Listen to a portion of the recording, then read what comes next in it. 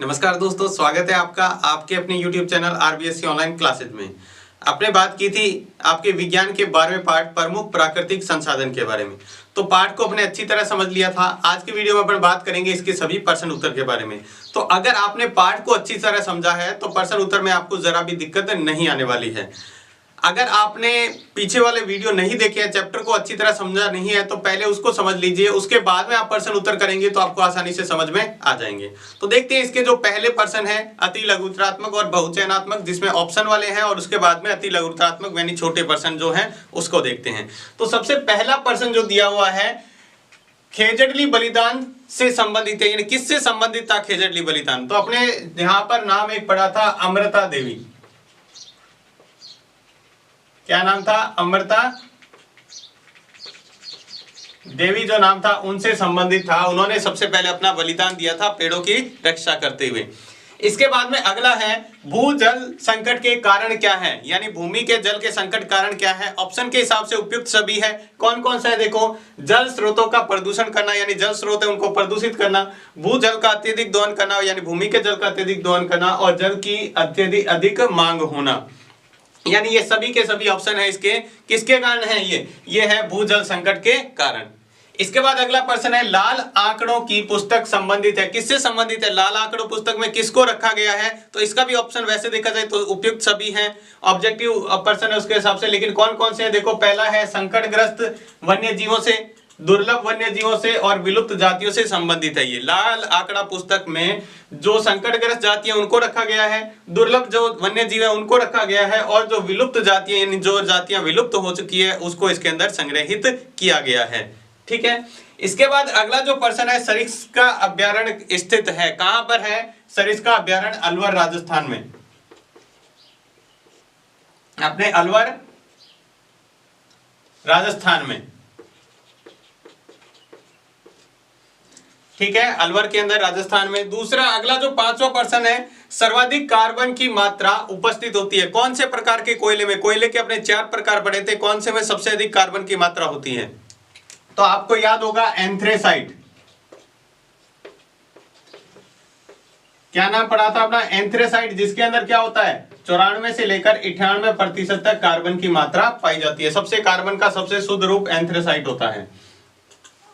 इसके बाद अब जो ये तो थे बहुचयनात्मक, यानी 4 ऑप्शन में से आपको उत्तर देने थे। इसके बाद जो अगला प्रश्न होता है स्टार्ट होता है, ये है अति लघुत्तरात्मक प्रश्न, जिसका उत्तर एक शब्द या एक लाइन के अंदर होता है। सबसे पहला प्रश्न है संकट जातियां, संकटापन्न जातियों से क्या तात्पर्य है, यानी संकटापन्न जातियां किसे कहते हैं? तो वे जातियां जिनको जल्दी संग्रहित यानी संरक्षित नहीं किया गया तो वो क्या हो जाएगी? समाप्त हो जाएगी, विलुप्त हो जाएगी, उसको कहते हैं संकटग्रस्त जातियां। यानी अपनी परिभाषा लिख सकते हैं, वे जातियां जिनके संरक्षण के उपाय नहीं किए गए तो वे भविष्य में क्या हो जाएगी? समाप्त हो जाएगी। ठीक है, तो वो क्या है? संकटग्रस्त जातियां कहलाती है। इसके बाद है राष्ट्रीय उद्यान क्या है? राष्ट्रीय उद्यान किसे कहते हैं? तो आपने ये पढ़ा था, वह प्राकृतिक क्षेत्र जहां पर क्या है पर्यावरण को और वन्य जीवों और उनके अवशेषों को क्या किया जाता है? संरक्षित किया जाता है, उसको अपन कहते हैं राष्ट्रीय उद्यान। वह क्षेत्र जहां पर्यावरण के साथ साथ वन्य जीवों तथा अवशेषों का संरक्षण किया जाता है। या फिर आगे लिख सकते हैं जहां पशुओं की चराई पर पूर्णतः प्रतिबंध होता है और वहां पर किसी भी प्रकार को जो निजी संस्था होती है वहां पर किसी प्रकार को निजी संस्था को नहीं सौंपा जाता है, कोई भी कार्य नहीं कर सकती वहां पर निजी संस्था, उसको अपन क्या कहते हैं? राष्ट्रीय उद्यान कहते हैं। 1 नंबर के हिसाब से आप इतना इसका आंसर लिख सकते हो। इसके बाद अगला प्रश्न है सिंचाई की विधियों के नाम बताइए। अपने 2 विधियां पढ़ी थी सिंचाई की जो सबसे उपयुक्त थी। पहली जो थी वो अपने पढ़ी थी फव्वारा सिस्टम, जिसको अपन फव्वारा विधि भी कहते हैं, और दूसरी जो पढ़ी थी वो थी बूंद बूंद सिंचाई।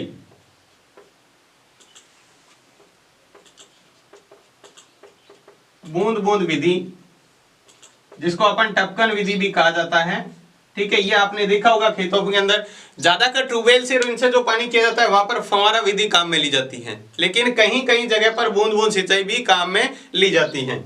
इसके बाद अगला है उड़न गिलहरी किस वन्य जीव अभ्यारण्य में पाई जाती है? जो उड़न गिलहरी है वो कौन से अभ्यारण्य में पाई जाती है? तो आपको पता होगा, आपने पढ़ा था शुरू में ही सीता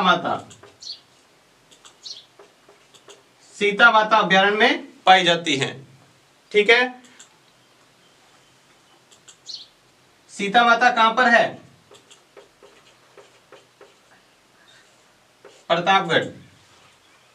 इसके बाद अगला जो प्रश्न है वो दिया है पेट्रोलियम के घटकों के नाम बताइए। पेट्रोलियम के कौन कौन से घटक थे? तो पेट्रोल को शुद्ध करने पर अपने को पता है कौन कौन से घटक थे, आपने लिखा था। सबसे पहला आता है पेट्रोल,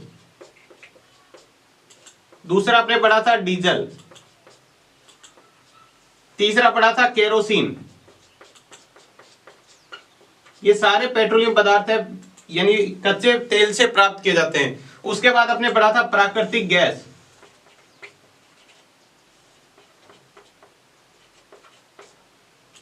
अगला जो था इसके बाद में वो था वैसलीन, और अंतिम जो आपने पढ़ा था वो था स्नेहक। ये सारे पेट्रोलियम पदार्थ हैं। कौन कौन से? देखो, पेट्रोल इससे प्राप्त होता है कच्चे तेल से, डीजल प्राप्त होता है केरोसिन, प्राकृतिक गैस, वैसलीन और स्नेहक। ये सारे किससे प्राप्त होते हैं? ये पेट्रोलियम के घटक हैं। इनको शुद्ध करके पेट्रोल प्राप्त किया जाता है। पेट्रोलियम पदार्थ को शुद्ध करके ये सारे पदार्थ प्राप्त किए जाते हैं। तो ये थे आपके 1 से लगाकर 10, जिसको बहुचयनात्मक और अति लघुतरात्मक प्रश्न। तो अति लघुतरात्मक के बाद अब देखते हैं इसके लघुतरात्मक प्रश्न। देखो, लघुतरात्मक का पहला प्रश्न आपको दिया है जल संरक्षण व प्रबंधन के 3 सिद्धांत लिखिए। जो अपने चैप्टर के अंदर इसको समझा था, जल संरक्षण और प्रबंधन के 3 जो सिद्धांत थे, पहला था जल की उपलब्धता बनाए रखना, दूसरा था जल को प्रदूषित न करना, और तीसरा था जो संदूषित जल है, प्रदूषित जल है, उसको वापस से रिसाइकिल करके, उसको वापस से साफ करके दोबारा से प्रयोग करना। तो ये 3 मुख्य सिद्धांत थे। तो देखते हैं इसका आंसर क्या है। जल संरक्षण व प्रबंधन के 3 महत्वपूर्ण सिद्धांत हैं। कितने हैं? 3। कौन कौन से हैं? पहला है जल की उपलब्धता बनाए रखना, यानी जल की जो उपलब्धता है, यानी अपने को पता है जितनी जल अभी उपलब्ध है उसकी उपलब्धता उतनी बनाए रखना, यानी स्वच्छ जल, यानी पीने योग्य जल जितना है, साफ शुद्ध पानी उतना ही बनाए रखना।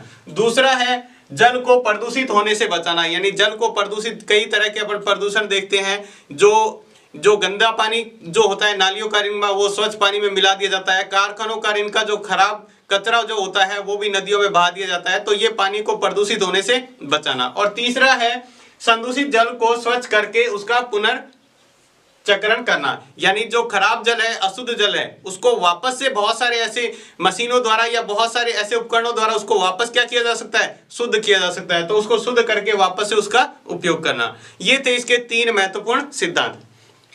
अगला जो प्रश्न है ये आपके एग्जाम में भी आया हुआ है, सामाजिक वानिकी क्या है, या इस सामाजिक वानिकी का क्या तात्पर्य है। तो सामाजिक वानिकी का मतलब क्या होता है, अपने को पढ़ा था कि सामाजिक वानिकी पारिस्थितिकी तंत्र को, पारिस्थितिकी जो संतुलन है उसको बनाए रखने के लिए वृक्षारोपण करना। जो अपने भारत के अंदर प्रतिवर्ष कितना है, लगभग 1 करोड़ हेक्टेयर क्या है, पेड़ पौधे लगाने की आवश्यकता है। अगर इतने पौधे लगाएंगे तो फिर अपना पारिस्थितिकी संतुलन है वो सही तरीके से बन जाएगा वापस।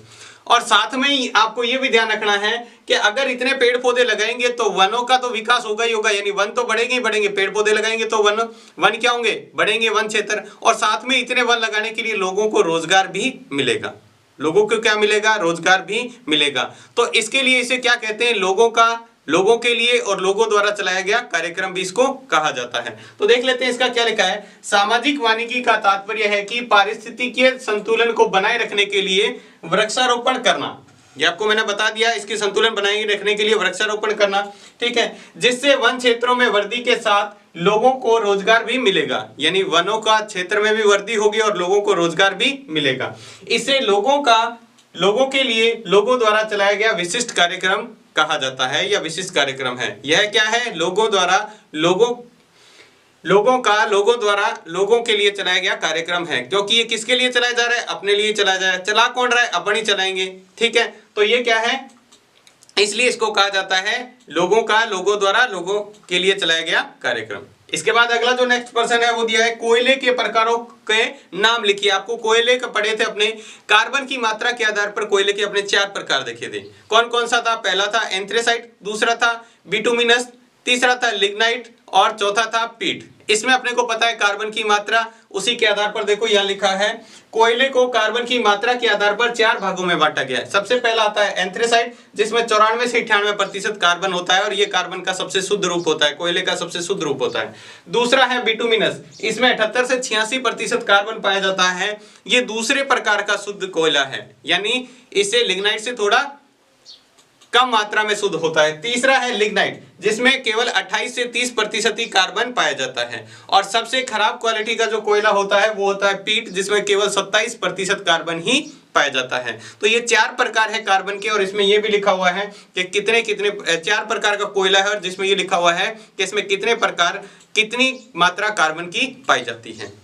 इसके बाद देखते हैं इसका अगला लघुतरात्मक प्रश्न, जिसके अंदर दिया है सतत पोषणीय विकास से क्या तात्पर्य है। सतत पोषणीय विकास का मतलब क्या होता है। देखो, सतत पोषणीय विकास से तात्पर्य है कि किसी भी संसाधन का प्रयोग सही तरीके से करना, यानी विवेकपूर्ण करना। ऐसा नहीं उसका अंधाधुंध प्रयोग करना या अति दोहन करना किसी भी संसाधन का, ठीक है। जिससे क्या होगा, ताकि उस वस्तु का प्रयोग न केवल हम कर सके, बल्कि जिसका प्रयोग आने वाले समय की पीढ़ी भी अपनी आवश्यकताओं को पूरा करने के लिए कर सके।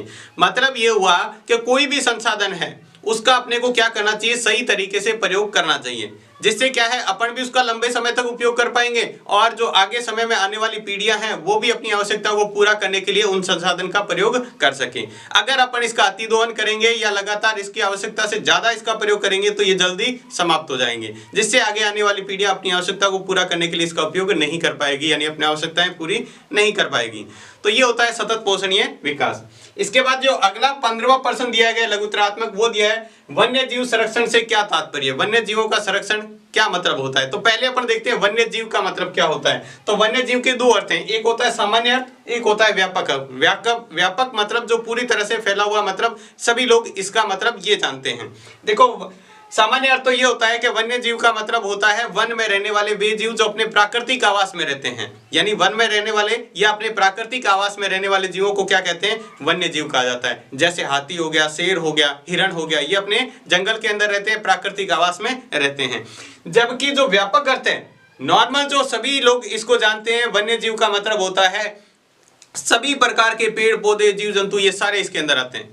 जितने भी प्रकार के पेड़ पौधे, यानी प्रकृति में पाए जाने वाले सभी प्रकार के जीव जंतु और पेड़ पौधे, ये इसका व्यापक अर्थ होता है। अब मतलब क्या है संरक्षण का। तो देखो, मानव के कारण कई ऐसे कारण उत्पन्न कर दिए गए हैं जिससे क्या हो रहा है, इनकी प्रजातियां हैं वो धीरे धीरे समाप्त हो रही है, ठीक है। तो इसको बचाने के लिए जो जो अपन उपाय करेंगे, इसको बचाने के जो जो कार्यक्रम है वो उसका संरक्षण कहलाता है। क्या कहलाता है, संरक्षण। यानी तो इसके लिए क्या है, वन्य जीव की संरक्षण की आवश्यकता है। तो इनको जो समाप्त हो रहे हैं, जो संकट में जा रही है, संकटग्रस्त हो रहे हैं, या इनको जो दुर्लभ जातियां धीरे धीरे समाप्त हो रही है, उनको रोकने के जो जो उपाय करेंगे वो क्या कहलाते हैं, इनके संरक्षण के उपाय। अगर अपन इसको लगातार बचाते रहेंगे तभी तो अपना क्या है, पारिस्थितिकी तंत्र को संतुलित रहेगा, नहीं तो अपना पारिस्थितिकी तंत्र क्या हो जाएगा, बिगड़ जाएगा, और जिससे सभी जीवों के जीवन पर क्या हो जाएगा, खतरा बन सकता है। तो ये थे इसके सारे के बाकी बचे हुए जो अति लघुतरात्मक प्रश्न। इसके बाद देखते हैं इसके आगे के जो निबंधात्मक प्रश्न है उसके बारे में। हालांकि इस पाठ में से आपके निबंधात्मक प्रश्न नहीं आने वाला है, लेकिन निबंधात्मक को आपको छोटे रूप में दिया जा सकता है। जैसे इस प्रश्न को देखते हैं, कैसे ये निबंधात्मक में आ सकता है और कैसे छोटे रूप में। आपको दिया हुआ है जल संरक्षण एवं प्रबंधन के उपाय लिखिए, ठीक है। अब ये पूरे आपके जितने उपाय हैं वो लिखने हैं। अगर आपको ऐसे कह दें जल संरक्षण एवं प्रबंधन के 4 उपाय लिखिए, तो यानी आपको 4 नंबर का या 3 नंबर का प्रश्न दिया जा सकता है। तो 3-4 उपाय आपसे पूछे जा सकते हैं। तो देखो कौन कौन से इसके उपाय हैं वो देख लेते हैं। जल संरक्षण एवं प्रबंधन के उपाय कौन से हैं। सबसे पहला, वैसे तो अपने इस चैप्टर में इसको पढ़ लिया था, दोबारा से देखते हैं। सबसे पहला है जल को बहुमूल्य राष्ट्रीय संपदा घोषित करना, यानी जल को राष्ट्रीय संपदा घोषित कर देना, जिससे क्या है, जल की बर्बादी पर काफी हद तक रोक लगाई जा सकती है, उसको बचाया जा सकता है। दूसरा है वर्षा का जल संग्रहण करना, यानी जो बरसात का जल है उसको संग्रहित करके इकट्ठा करके भी काम में लिया जा सकता है, तो उसको संग्रहण करना। अगला जो पॉइंट है, घरेलू जल बर्बादी को रोकना। अपने घरों में जल की बहुत ज्यादा बर्बादी करते हैं, जैसे कपड़े धोने के लिए बहुत ज्यादा पानी बर्बाद कर दिया, और भी बहुत सारे कार्य होते हैं जिसके लिए अपन जल को बहुत ज्यादा बर्बाद करते हैं, तो उसको क्या किया जा सकता है, उसके ऊपर रोक लगाना। इसके बाद अगला पॉइंट है भूजल का अत्यधिक दोहन न करना, यानी भूमि के जल का अत्यधिक दोहन न करना। आजकल भूमि के जल से आपने देखते हैं बहुत सारे ट्यूबवेल वगैरह, अपने ये बहुत सारे इलाकों में, राजस्थान में आजकल क्या है, हर खेत में ट्यूबवेल बन रहा है, जिससे क्या हो रहा है, जल का जो भूजल है, जल पानी के जो जमीन के अंदर पानी है उसका अत्यधिक क्या हो रहा है, दोहन हो रहा है। इसके बाद है अगला, जल को प्रदूषित होने से रोकना, यानी ये जो कारखाने वगैरह, उद्योग वगैरह हैं, और ये जो गंदे पानी के जो नाले वगैरह हैं, इनका पानी जो उसके अंदर छोड़ दिया जाता है नदियों के अंदर, जिससे पानी जो प्रदूषित होता है उसके ऊपर क्या करना, रोक लगाना। इसके बाद अगला है जल को पुनर्चक्रित करके काम में लेना, यानी जो प्रदूषित जल है उसको वापस जैसे अपने काम में ले लिया, दोबारा से उस जल को साफ करके दोबारा से काम में लिया जा सकता है। तो वापस से उसको क्या करना, बहुत सारी विधियों द्वारा उसको साफ करके और फिर दोबारा से काम में लेना।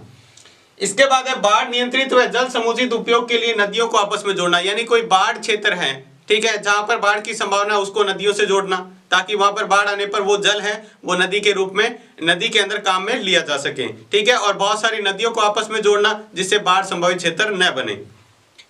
और जो अगला और अंतिम पॉइंट है सिंचाई फव्वारा विधि व बूंद बूंद सिंचाई या टपकन विधि द्वारा करना। अब अपन जब सीधा खेतों में पानी लगाते हैं तब क्या होता है, पानी की बहुत अधिक बर्बादी होती है। उससे 1/4 हिस्से में भी अपन पानी उतनी खेत में दिया जा सकता है जितना अपन पानी सीधा नॉर्मल सीधा पानी बहा के दिया जाता है, उससे 1/4 हिस्से का पानी से भी कम अपन पूरे खेत में पानी दे सकते हैं। कौन सी विधि से, फव्वारा विधि और बूंद बूंद सिंचाई से, जिससे काफी हद तक पानी को बचाया भी जा सकता है। तो ये था इसका पहला निबंधात्मक प्रश्न। इसके बाद इसका अगला निबंधात्मक प्रश्न देखते हैं जिसके अंदर आपको दिया हुआ है वन संरक्षण के उपायों पर प्रकाश डालिए। यानी आपको वन संरक्षण के नियम, वन संरक्षण कैसे किया जा सकता है, यानी वनों को संरक्षित करने के उपाय आपको लिखने हैं। तो पेपर में आपको बड़ा प्रश्न पूछने की बजाय आपको 4-5 नियम लिखने का कहा जा सकता है। तो आप इन सारे नियमों को पढ़ लेंगे तो इनमें से आपको जो आपको अच्छे लगे वो आप याद कर सकते हो, ठीक है। तो प्रश्न देखते हैं, इसके अंदर आंसर देखते हैं इसका। तो वनों के संरक्षण के उपाय कौन कौन से। सबसे पहला तो है वनों की कटाई के अनुपात में वृक्षारोपण करना। यानी जितने वन काटे जाते हैं, एक तो अत्यधिक वनों की कटाई पर रोक लगाना और जितने काटे जाते हैं उसके अनुपात में उतने ही दूसरे पौधे लगाना। दूसरा है वनों की आग से सुरक्षा करना। अपन देखते हैं बड़े बड़े जंगलों में क्या हो जाती है, आग लग जाती है और काफी समय तक उसको नियंत्रित करना मुश्किल होता है, तो वनों को आग से बचाना। तीसरा है वनों को हानिकारक कीटों से बचाना। यानी वन में कई तरह के ऐसे हानिकारक कीट लग जाते हैं जिनसे वनों को नुकसान होता है, तो उन कीटों से बचाना, उसके ऊपर दवाइयां वगैरह छिड़क कर उनसे उनका सुरक्षा करना। इसके बाद है विविधतापूर्ण वनों को अधिक प्राथमिकता देना। देखो कुछ वन ऐसे होते हैं जिसमें सभी प्रकार के एक ही प्रकार के पौधे होते हैं, सभी पौधे एक ही प्रकार के होते हैं, उसकी बजाय ऐसे जंगलों को महत्व देना ज्यादा जिसमें बहुत सारे अलग अलग प्रकार के पौधे होते हैं, ठीक है। इसके बाद अगला है झूम पद्धति की कृषि पर रोक लगाना। झूम खेती अपने पढ़ा था, क्या करते हैं, जंगल को जलाकर वहां पर कुछ साल तक खेती की जाती है, फिर वहां से दूसरी जगह जाकर खेती की जाती है। तो झूम खेती पर क्या करना, पूर्णतः प्रतिबंध लगा देना। अगला है ईंधन व इमारती लकड़ी के लिए वनों की कटाई पर रोक लगाना। यानी ईंधन मतलब लकड़ी को जलाने के लिए भी काम में लेते हैं और अपन फर्नीचर वगैरह बनाने के लिए भी काम में ली जाती है। तो इसके ऊपर क्या करना, रोक लगाना और इसके ऐसे विकल्प दूसरे खोजना जो इसकी आवश्यकता को पूरा कर सकें। यानी अपने घरों के अंदर लकड़ी के उपकरण बनाने की बजाय कोई दूसरी चीज का उपकरण काम में लेना, जिससे वो क्या हो, वो काम तो हो जाए लेकिन वहां पर लकड़ी नहीं लगे। इसके बाद अगला है बांधों व बहुउद्देशीय योजना बनाते समय वन संरक्षण का ध्यान रखना। अब कोई बहुत बड़ा बांध बनाना है या कोई बहुत बड़ी बहुउद्देशीय योजना बनानी है, तब भी क्या करना, वनों की कटाई पर पूर्णतः ध्यान रखना। यानी ऐसी जगह नहीं बनाना जहां पर बहुत अधिक घने वन हैं, जबकि ऐसी खाली जगह बनाना जहां पर पेड़ पौधे नहीं हैं, ताकि वहां पर आपको पेड़ पौधे नहीं काटने पड़ेंगे और आपका वो काम भी हो जाएगा। यानी बांध और बहुउद्देशीय योजना भी आप वहां पर बना सकते हैं। इसके बाद अगला प्रश्न है वनों के महत्व के बारे में जन चेतना जागृत करना।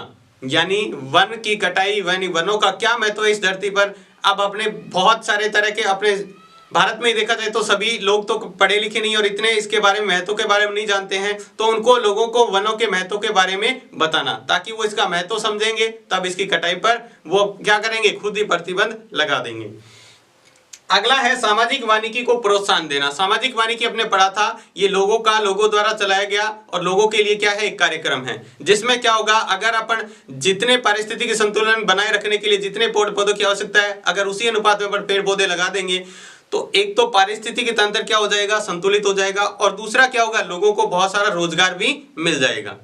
इसके बाद अगला जो अंतिम पॉइंट है वन संरक्षण के नियमों को कड़े करना। यानी नियम तो है लेकिन उसको लागू नहीं किए जा रहे, या फिर नियम ही ऐसे हैं जिनसे लोगों को कोई ज्यादा डर नहीं है, तो बहुत सख्ती से नियमों को सभी को लागू करना जिससे लोगों को ऊपर वन जो है उनकी कटाई पर पूरी तरह से प्रतिबंध लगाया जा सके। इसके बाद देखते हैं इसका अगला यानी 18वां निबंधात्मक प्रश्न।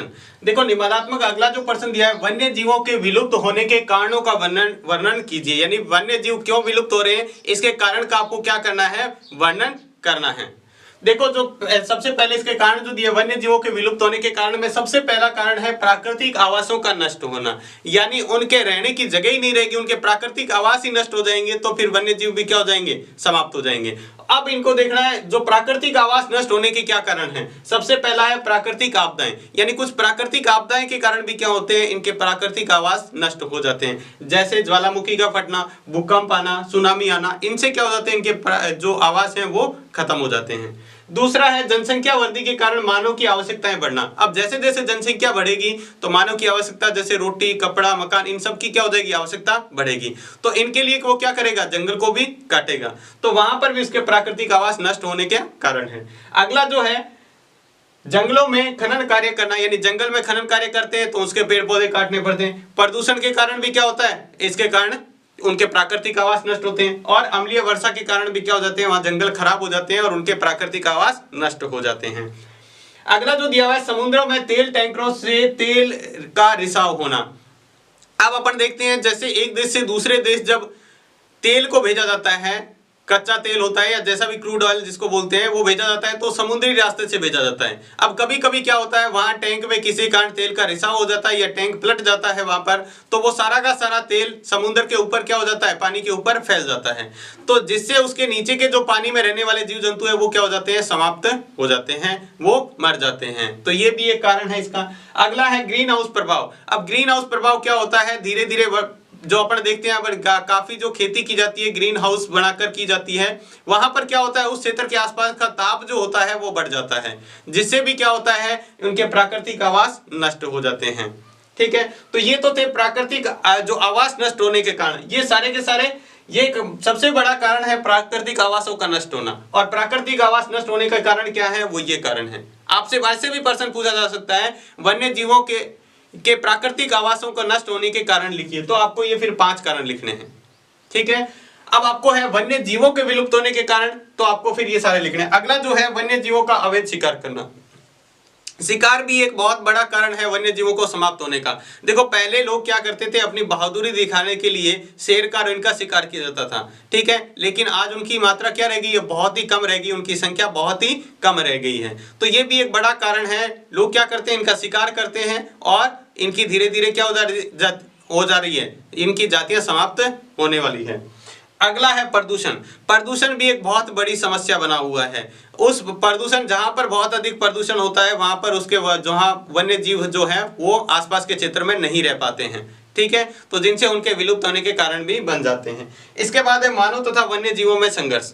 अब जैसे जैसे मानव की जनसंख्या बढ़ रही है वैसे वैसे मानव क्या है, अपने जो क्षेत्र है उसको बढ़ा रहा है। अब जो जंगल में जो जीव जंतु रह रहे हैं उनको वो क्या कर रहा है, जंगल को काट रहा है। तो फिर अपन देखते हैं कई बार ऐसी घटनाएं होती है कि जो तेंदुआ हो गया, बगेरा हो गया या शेर हो गया, वो गांव में शहरों में इनमें घुस जाते हैं, ठीक है, फिर आपस में दोनों में संघर्ष होता है, या तो वो शेर की कई इंसानों को क्या कर देता है, खत्म कर देता है, या फिर इंसान क्या कर देते हैं, उनको खत्म कर देते हैं। तो आपस में संघर्ष से भी क्या होता है, नुकसान होता है। ये भी जीव जंतुओं के समाप्त होने के कारण बन सकते हैं। तो ये थे वन्य जीव के, जो वन्य जीव हैं उनके विलुप्त होने के कारण। इसके बाद देखते हैं इसका अगला निबंधात्मक प्रश्न, जिसके अंदर आपको पूछा हुआ है राजस्थान में पारंपरिक जल संग्रहण की विभिन्न पद्धतियों का वर्णन कीजिए। यानी राजस्थान में जल संग्रहण की, वर्षा के जल संग्रहण की कौन कौन सी पद्धतियां थी उसके बारे में आपको बताना है। तो देखो अपने कई पद्धतियां पढ़ी थी, जिसके अंदर कोई इंपॉर्टेंट अपने 5 पढ़ी थी, चैप्टर के अंदर जो डिस्कस किया था वही आपको लिखना है। सबसे पहला है खड़ीन। खड़ीन क्या होता है, आपको मैंने बताया था, ये ढाल वाली जगह पर बनाया जाता है। इसकी 2 तरफ की दीवारें कच्ची होती है और एक तरफ जो तीसरी दीवार होती है वो क्या होती है, पत्थर की बनी मजबूत दीवार होती है, ठीक है, जिसको अपन क्या कहते हैं, खड़ीन कहते हैं। दूसरा देखो तालाब। तालाब आपको पता है, नाम से ही पता चला और आपने बहुत देखे भी होंगे। ये जल संग्रहण की काफी प्राचीन विधि भी है, ठीक है। ये पुरुषों और महिलाओं को नहाने के लिए अलग अलग बनाए जाते हैं। जैसे मैंने आपको चैप्टर के अंदर बताया था कि ये क्या होते हैं, एक तरह के गांव के स्विमिंग पूल होते हैं, ठीक है, जो लेडीज के लिए अलग और जेंट्स के लिए अलग होते हैं, ठीक है। और तालाब के बीचों बीच में यानी तालाब की तलहटी में एक कुआं बनाया जाता है, जिसको क्या कहते हैं, जिसको अपन कहते हैं बेरी। यानी तलहटी पर एक कुआं होता है जिसको अपन बेरी कहते हैं। इसके बाद अगला है झील। अब झील, राजस्थान में 2 प्रकार की झीलें पाई जाती है, एक प्राकृतिक और एक कृत्रिम। प्राकृतिक मतलब जो अपने आप बनी हुई है, और कृत्रिम जो मानव ने बाद में बनाई है। दोनों प्रकार की झीलें राजस्थान में पाई जाती हैं, ठीक है। और झीलें भी क्या है, वर्षा के जल संग्रहण की बहुत ही प्राचीन विधियां हैं, क्योंकि आपको पता है बहुत प्राचीन समय से ही जो प्राकृतिक झीलें है वो जल संग्रहण करती हुई आ रही है, ठीक है। और इसका जो जल होता है वो धीरे धीरे क्या कहता रहता है, रिसता रहता है, मतलब बहता रहता है अंदर से, जिससे जो आसपास की बावड़ियां हैं, कुएं हैं और कुंड है, उनमें क्या होता है, पानी का स्तर बढ़ता रहता है। इसके बाद अगला जो है बावड़ी। बावड़ी आपको नाम से ही पता है ये क्या होती है, बहुत ही दिखने में आकर्षक होती है, ठीक है, बहुत ही सुंदर होती है, ठीक है। राजस्थान में बावड़ियों का अपना स्थान है। इसमें उतरने के लिए सीढ़ियां और तिबारे होते हैं, बहुत सारी ऐसे आपने देखी होगी तिरछी सीढ़ियां भी लगी होती है और तिबारे भी होते हैं, जहां से अपन उसके अंदर से उतर सकते हैं। और बहुत सारी चारों तरफ गोल गोल आप देखेंगे तो सीढ़ियां ही सीढ़ियां लगी होती हैं, जो क्या कहलाती है, बावड़ी कहलाती है, ठीक है, जो जल संग्रहण की एक प्राचीन विधि थी, ठीक है। आजकल ये क्या है, सौंदर्य के रूप में लोग इसको देखने के लिए जाते हैं, ठीक है। और ये क्या है, एक बहुत ही कलाकृति से संपन्न होती है, मतलब दिखने में बहुत ही आकर्षक होती है। इसके बाद अगला है टोबा। टोबा क्या है, थार के रेगिस्तान में टोबा जल संग्रहण का प्रमुख पारंपरिक स्रोत है, यानी टोबा एक जल संग्रहण का पारंपरिक स्रोत है। ये क्या होता है, नाड़ी के आकार का होता है, लेकिन नाड़ी से क्या होता है, गहरा होता है। नाड़ी एक जल संग्रहण की एक दूसरी विधि है जिसके आकार का नाड़ी जैसा ही होता है, लेकिन ये क्या होता है, उससे गहरा होता है। तो ये थे राजस्थान की विभिन्न पारंपरिक जो पद्धतियां थी जिनसे जल संग्रहण किया जाता था। इसके बाद देखते हैं इसका अगला निबंधात्मक प्रश्न। देखो अगला निबंधात्मक प्रश्न जो दिया हुआ है, चिपको आंदोलन पर एक लेख लिखिए, यानी चिपको आंदोलन को आपको पूरा डिटेल में बताना है, जिसको आपने बहुत ही अच्छी तरीके से समझा था चैप्टर के अंदर। देख लेते हैं दोबारा से, इसको बहुत ध्यान से आपको समझना है, इसको एक कहानी की तरह याद रखना है, ताकि आपको इसके अंदर प्रश्न आए तो आप इसको आसानी से याद रख सकें। तो देखो सबसे पहले तो ये चिपको आंदोलन चलाया ही क्यों गया था, ये वनों की सुरक्षा के लिए एक चलाया गया एक बहुत ही बड़ा प्रगतिशील कदम था। यानी अभी भी उसकी क्या चल रही है, लगातार उसको ध्यान में रखते हुए आगे भी ऐसे कड़े कदम उठाए जा रहे हैं। उसके बाद में इस आंदोलन का जो कहां पर प्रारंभ हुआ था, ये राजस्थान के जोधपुर जिले के खेजड़ली गांव में हुआ था। ये घटना कहां की है, अपने राजस्थान के जो जोधपुर जिला है उसके खेजड़ली गांव से में ये घटना हुई थी। क्या हुआ था उस समय, राजा के महल बनाने की 1730 की बात है। सन 1730 में जब राजा का महल का निर्माण हो रहा था तो वहां लकड़ियों की आवश्यकता थी। आपको पता है घर बनाने के बाद में अंदर जो फर्नीचर बनाया जाता है, बेड वगैरह, उनके लिए लकड़ियों की जरूरत होती है। तो राजा के महल की लकड़ियों की जरूरत थी, तो राजा ने अपने सेवकों को कहा भाई लकड़ियां लेकर आओ। तो सेवक वहां पे पास में जो खेजड़ली गांव था वहां पर जाकर खेजड़ी के पेड़ काटने लगे। जैसे ही खेजड़ी के पेड़ काटने लगे तो वहां पर जो अमृता देवी नाम की जो महिला थी, उनको पता चला कि अपने गांव के पास पेड़ काटे जा रहे हैं। तो उन्होंने क्या किया, जो सेवक थे पेड़ काट रहे थे उनको वहां पर रिक्वेस्ट किया कि प्लीज पेड़ मत काटिए, ठीक है, ये हमारी सुरक्षा के लिए है, हमें बहुत सारी चीजें प्रदान करते हैं जैसे ऑक्सीजन वगैरह। तो उन्होंने क्या किया, उनकी बात नहीं मानी, और फिर उन्होंने नहीं मानने पर उन्होंने क्या किया, वो पेड़ से लिपट गई और कहा कि अगर आपको पेड़ काटने हैं तो मुझे भी साथ में काटना पड़ेगा। तो लेकिन सिपाही फिर भी नहीं माने और उनको पेड़ों के साथ काट दिया। जैसे ये पूरे गांव में आग की तरह खबर फैल गई और फिर इस तरह से लोग वहां पर आते गए और पेड़ों से लिपटते गए, और सेवकों ने पेड़, उनका सिपाहियों ने क्या किया, पेड़ों के साथ ही लोगों को काट दिया। इस तरह अमृता देवी, उसकी 3 पुत्रियां, कुल मिलाकर 363 लोगों को वहां पर सिपाहियों ने पेड़ों के साथ काट दिया। तो ये एक बहुत बड़ी घटना थी, पेड़ों की सुरक्षा के लिए किया गया एक बहुत ही बड़ा आंदोलन था। तो ये इस तरह से था। और ये जो 7 सबसे ज्यादा महत्वपूर्ण जो चलाया गया, सबसे पहले शुरुआत अमृता देवी ने की थी। तो चिपको आंदोलन का सबसे बड़ा संबंध अमृता देवी का है। फिर इसके बाद में कुछ समय बाद में सन 1973 में एक उत्तराखंड में भी एक इसी तरह का आंदोलन महिलाओं द्वारा चलाया गया था। पेड़ों की काटने के लिए, मना करने के लिए, पेड़ों की सुरक्षा के लिए एक आंदोलन चलाया जो 8 वर्षों तक आंदोलन चला। उसके बाद में सरकार ने कानून बना दिया कि 1000 मीटर से ऊंचाई वाले पौधे पर काटने पर पूर्णतः प्रतिबंध लगा दिया। और फिर इस चिपको आंदोलन को आगे बढ़ाने वाले जो व्यक्ति थे वो थे सुंदरलाल बहुगुणा।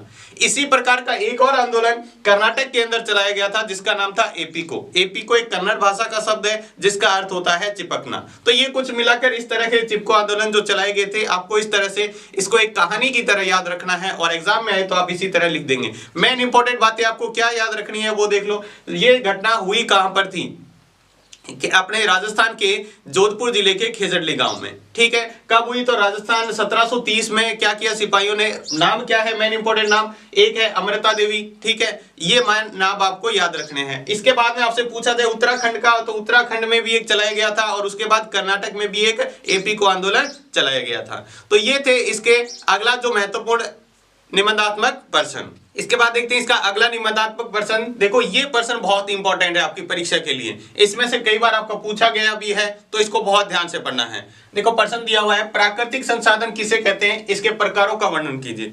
पाठ में सबसे पहले अपने यही पढ़ा था, प्राकृतिक संसाधन किसे कहते हैं, और इसके प्रकारों के बारे में भी पढ़ा था। तो प्राकृतिक संसाधन कौन से होते हैं, वे संसाधन जिसका मानव क्या करता है, मनुष्य प्रत्यक्ष या अप्रत्यक्ष रूप से काम में लेता है, ठीक है।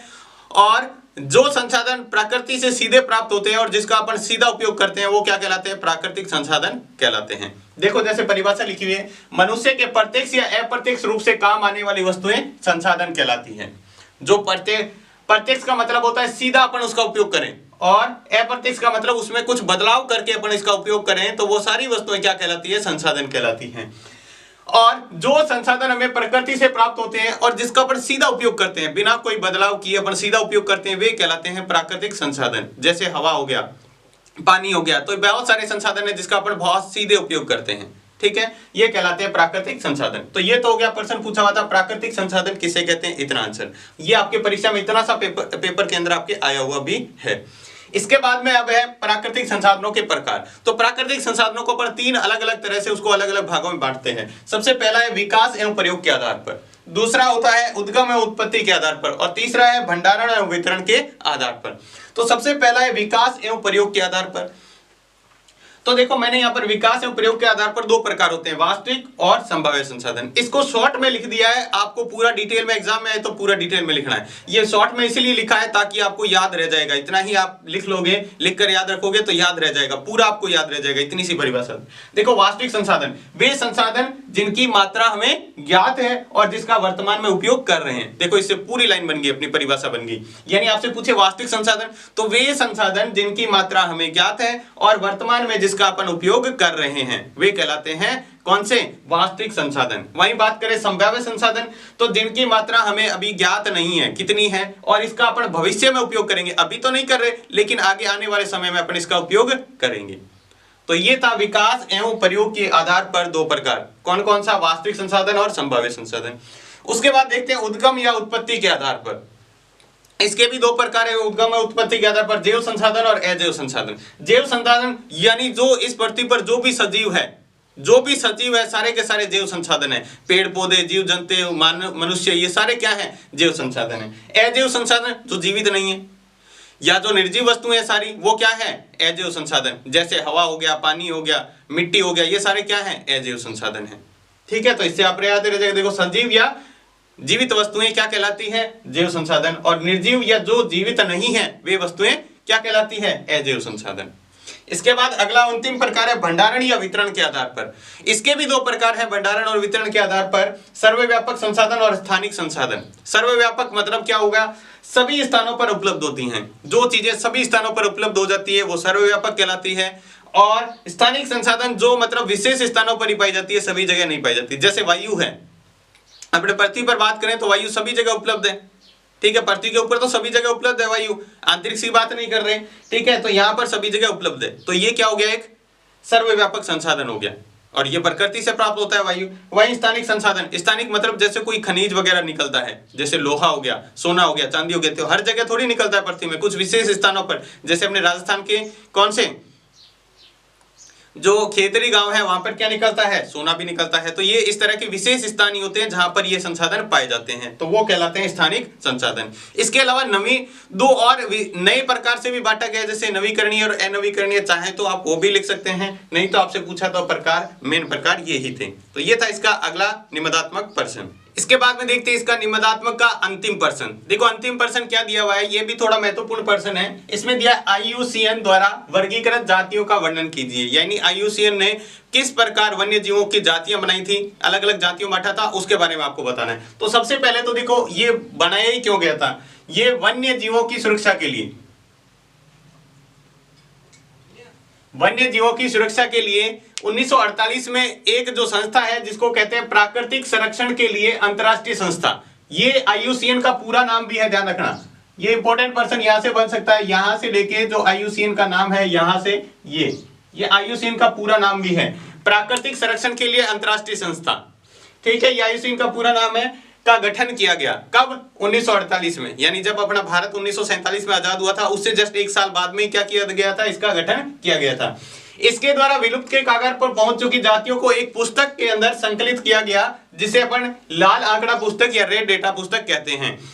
यानी उस समय क्या किया गया था, जो विलुप्त के कगार पर, यानी जो प्रजातियां, जो जातियां वन्य जीवों की समाप्त होने वाली थी, विलुप्त के कगार पर थी, उनको एक पुस्तक के अंदर लिखा गया, जिस पुस्तक को कहते हैं रेड डेटा बुक या फिर कहते हैं लाल आंकड़ा पुस्तक।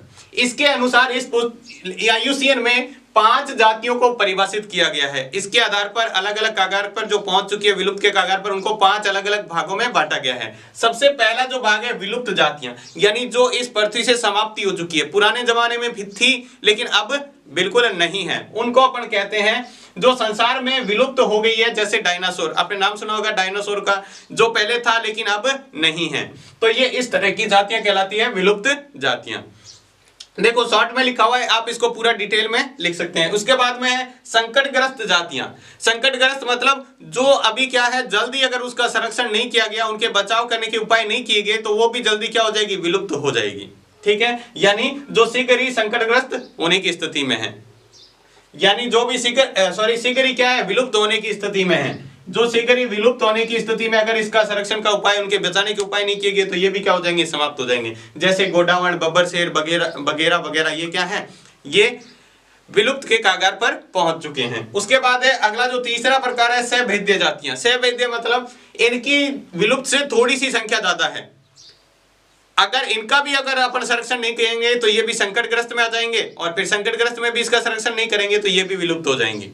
ठीक है, तो इसको भी ध्यान रखना है। तो वे जातियां जो जल्दी संकटग्रस्त होने वाली है, जिनकी संख्या क्या है? कम है, जो जल्दी संकटग्रस्त होने वाली है, तो उन जातियों को क्या कहते हैं? सहभेद्य जातियां। इसके बाद अगला है दुर्लभ जातियां। दुर्लभ जातियां मतलब जो पृथ्वी पर जिसकी मात्रा कम ही है। मतलब क्या है? एक तो होता है संकटग्रस्त मतलब बहुत कम, उससे ज्यादा होता है सहभेद्य। सहभेद्य से थोड़ी सी संख्या ज्यादा होती है, वो होती है दुर्लभ जातियां। ये मतलब पृथ्वी पर बहुत ही कम रह गई है। ठीक है, तो इसका भी संरक्षण का उपाय बहुत जरूरी है। ठीक है, इसके बाद जैसे हिमालयी भालू है, विशाल पांडा है, ये क्या है? ये दुर्लभ जातियां हैं, पृथ्वी पर बहुत कम बची हैं। ठीक है, इसका संरक्षण का उपाय बहुत जरूरी है। इसके बाद है अपर्याप्त ज्ञात जातियां। मतलब जो जातियां, देखो नाम से ही पता चला, अपर्याप्त मतलब जिसके बारे में पता नहीं है, अपर्याप्त ज्ञात मतलब जिसके बारे में पता नहीं है। अभी अपनी पृथ्वी पर है तो सही, लेकिन जिसके बारे में कितनी है, उसका वितरण कितना है, उनकी संख्या कितनी है, क्या वो संकटग्रस्त है, क्या वो बहुत ज्यादा मात्रा में, इसके बारे में अपने को पता नहीं है। ठीक है, तो ये कहलाती हैं अपर्याप्त ज्ञात जातियां। तो ये था इसका आपका अंतिम निबंधात्मक प्रश्न। तो ये था आपका पूरा 12वां पार्ट। पहले अपने पाठ के बारे में बात की, उसके बाद में अपने बात की सारे प्रश्न उत्तर के बारे में। उम्मीद है आपको पाठ भी अच्छे से समझ में आ गया होगा और प्रश्न उत्तर भी आपको अच्छे से समझ में आ गए होंगे। अब आपके इसके एग्जाम के अंदर इसमें से कोई भी प्रश्न आता है तो आप उसको आसानी से कर पाएंगे। तो आज की क्लास है बस इतना ही। क्लास आपको कैसी लगी हमें कमेंट बॉक्स में लिखकर आपको जरूर बताना है। अगर आपको क्लास अच्छी लगी है तो इसको लाइक करना है, और चैनल को अभी तक सब्सक्राइब नहीं किया है तो चैनल को सब्सक्राइब जरूर करना है। तो आज की क्लास में बस इतना ही। धन्यवाद।